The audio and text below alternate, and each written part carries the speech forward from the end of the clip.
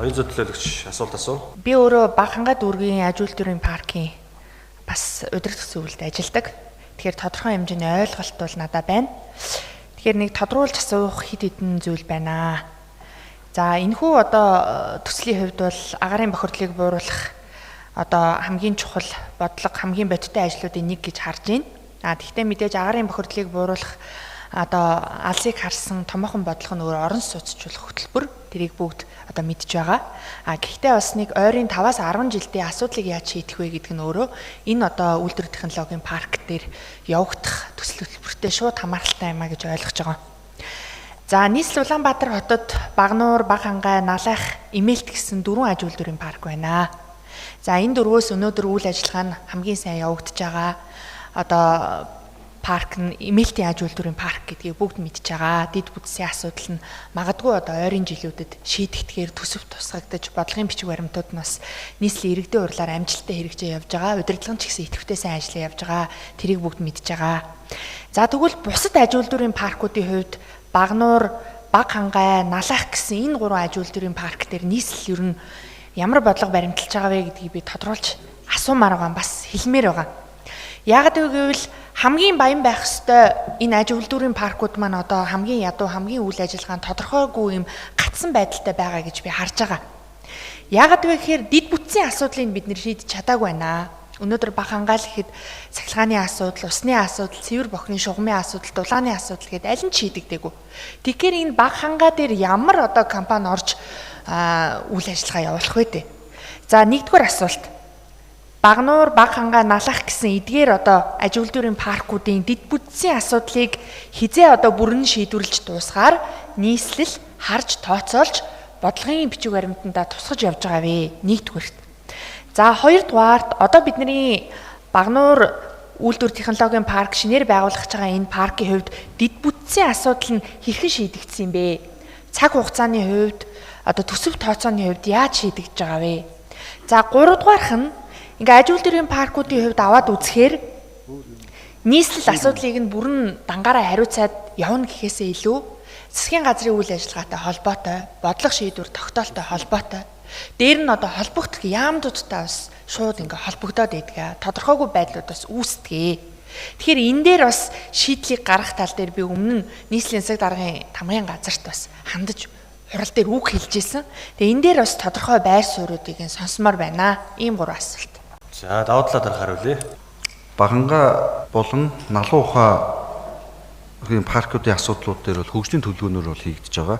Хөгжлийн төлөвлөгөө шинжлэхтэй тусагдаад гараад ирсний дараа бол төсөв мөнгөний бололцоогоос бол дид үтцүүдийг бол үүшдэлтэй шийдээд явж байгаа. За паркууд өөр өөрсдийн онцлогоос шалтгаалаад салбар яамдуудтайгаа уялдаж яамдуудаас бас төлбөрийн журам засгийн газрын тогтоолын дагуу журмууд батлагдах ёстой байдаг. Эдгээр асуудлууд бол яг одоо өнөөдрийн байдлаар гаццсан учраас паркууд дээр менежментийн төлбөр болон бусад төлбөр журмууд хууль засны дагуу бол гараагүй учраас паркуудын үйл ажиллагаа идэхгүй байна.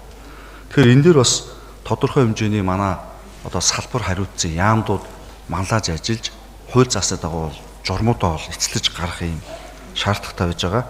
За хоёрдугаар асуултанд хариулахад өнөөдрийн орж байгаа энэ танилцуулга бол шинээр парк байгуулахгүй.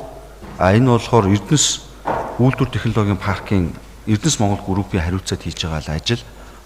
Үйлдвэр технологийн эрх зүйн байдлын тухай хуулийн 11-2-6 заасны дагуу нийслэлийн эрдэнэ төлөвлөгчтэй хурлаар орж дэмжих одоо санал авна гэж заасны дагуу энэ өөрөө энэ паркийнхаа бичиг баримтын үйл ажиллагаа эхлэх юм бүрдэл хэсэг болно. Ийм учраас өнөөдөр бас энэ хурал дээр Эрдэнэс үйлдвэр технологийн паркийн төлөөллүүд бас ирж оролцож байгаа. Нийслэлийн эрдэнэ төлөвлөгчтэй хурлаар бол танилцуулгуудыг дэмжих бичиг авахар орж байгаа гэсэн үг.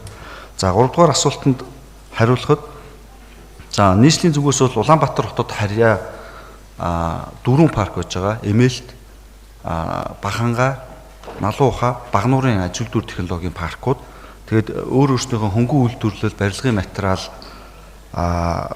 тээвэр логистикийн төв гэдэргээд өөр өөрсдийнхөө паркийн төлөөнд одоо тусгацсан чиглэлүүдээрээ чиглэл яамдуудтайгаа бол хамтарч ажилладаг. Улаанбаатар хотын зүгээс 4 парк дээр хөгжлийн төлөвлөгөө болон паркуудын дид үтцүүдийг бол төсөв мөнгөний бодлогод эренбээр нь тааруулж нийцэж ингэж хөрөнгө оруулалтыг хийж явж байгаа. Хамгийн их хөрөнгө оруулалт хийгээ явж байгаа нь Эмээлт аж үйлдвэрийн парк дээр бол Улаанбаатар хотын хаан уул дүүргийн 19 20 дугаар хорооны арь ширний үйлдвэрүүдийг гаргах бохирдлыг бууруулах, хөрсний бохирдлыг бууруулах зорилгоор бол эмээлтэй аж үйлдвэрийн парк дээр юугаар дулааны болон цахилгаан станцын төслүүд бол одоо амжилттай хэрэгжиж эхлэх явж байгаа. За баярлалаа.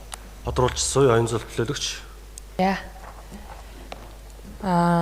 Багнуур баг хангай Налахын аж үйлдвэрийн паркийг хөгжүүлснээр нийслэлийн ажлаас гадна тухайн одоо орчны иргэдийн аж амьдралд бас аюулгүй эргээр нөлөөлнө. Дээр нь ер нь хотыг тэлэх бодлого бид нар барьж байгаа. Тэгэхээр энэ бодлогын хамгийн чухал хэсэг нь баггүй юу? Тэгээ иргэдийн урал дээр би энэ асуудлыг нэг биш нэлээд удаа өнгөрсөн үед хид хүндсэн. Яг энэ хариултыг даваа талаа дарга өгдөгөө. Тэгэхээр одоо хэдүүлээ энэ бүх байгууллагуудын жишээ цаана хүмүүс ажиллаж байгаа. Тодорхой хэмжээний татвар төлөгчдийн мөнгнөөс бүрдсэн төсвөөр бид нар санхүүжүүлээд явж байгаа. Жилдээ 2 жилдээ 3 жилдээ 4 жилдээ ямар ч бодиттой ажил хийгдэхгүй өөрчлөлт орохгүй.